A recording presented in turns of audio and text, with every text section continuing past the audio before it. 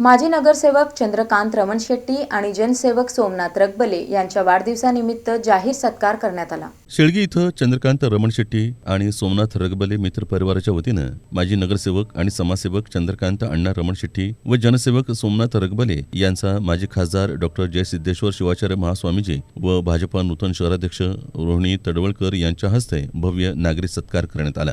यावेळी शहर काँग्रेस पक्षाचे प्रवक्ते अशोक निंबर्गी, माजी नगरसेविका शालन शिंदे, अविनाश पाटील, नारायण बनसोडे, सुरेश हत्ती, बसवराज इटकले, विरेश उंबर्जे, सिद्धाराम नागशेट्टी यांची प्रमुख उपस्थिती होती।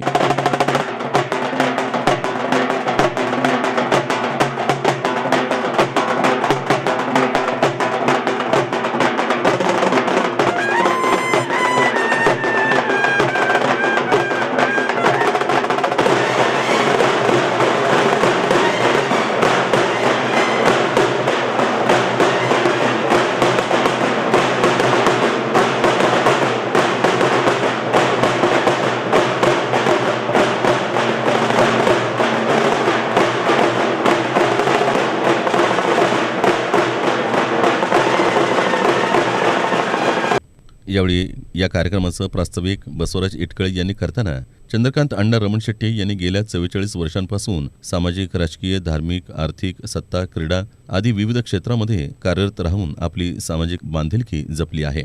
तसंच सोमनाथ रगबले यांनी सुद्धा गेल्या 10 ते 12 वर्षांपासून सामाजिक क्षेत्रात आपल्या कार्याचा ठसा उमटवल्याचं त्यांनी आपल्या प्रास्ताविकेत सांगितलं।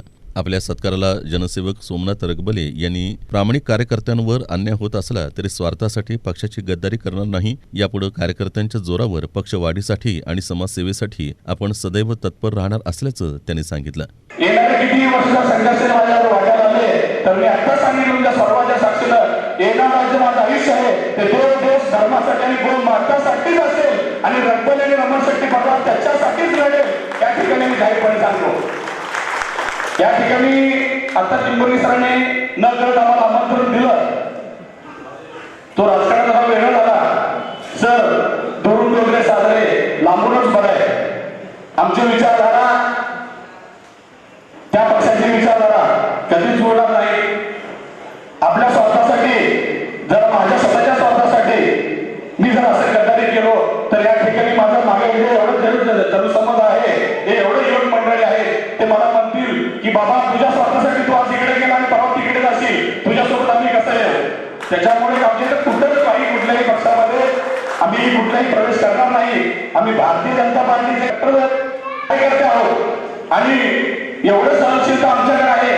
ज्यांनी आजपर्यंत आमच्यावर अत्याचार केला, काही करू द्या, याच्या पुढेही केलं तरीही सहन करण्याची ताकद आमच्याकडे आहे का, तर आम्ही देश धर्मासाठी मरणारे लोक आहोत, स्वतःच्या स्वार्थापोटी इकडे तिकडे जाणारे लोक नाही। आणि या ठिकाणी ठामपणे सांगतो की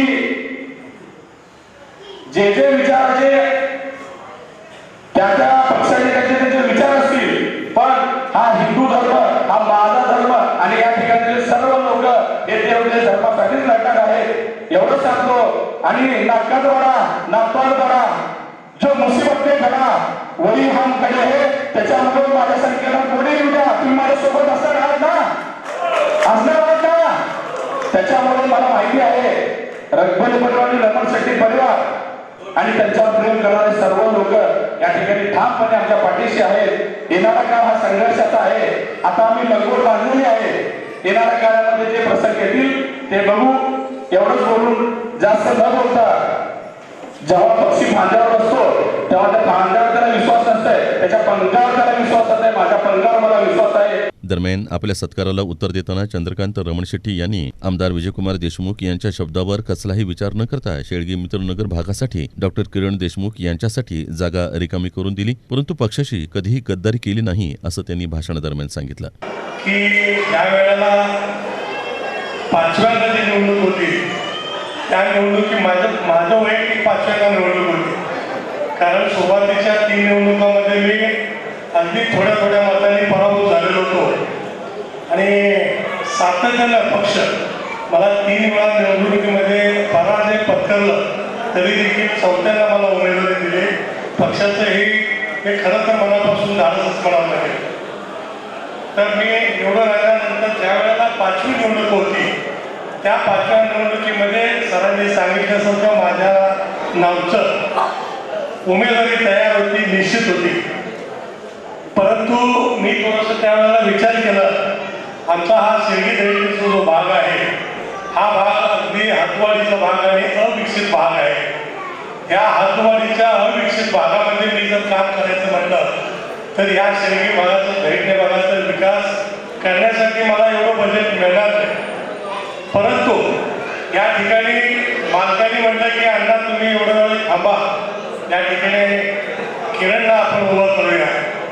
त्यांनी सांगितल्याबरोबर त्यांना एका मिनिटामध्ये एका शब्दात मी त्यांना होकार दिला आणि सांगितलं की मला काय हरकत नाही, तुम्ही किरणला उभा करा, त्यांचं निवडणूक प्रमुख म्हणून त्यांना निवडून आणण्याची हमी देतो आणि ते पूर्ण प्रभागातले 40च्या 40 नगरसेवक मी त्यावेळेला सांगितल्याप्रमाणे निवडून आणलं.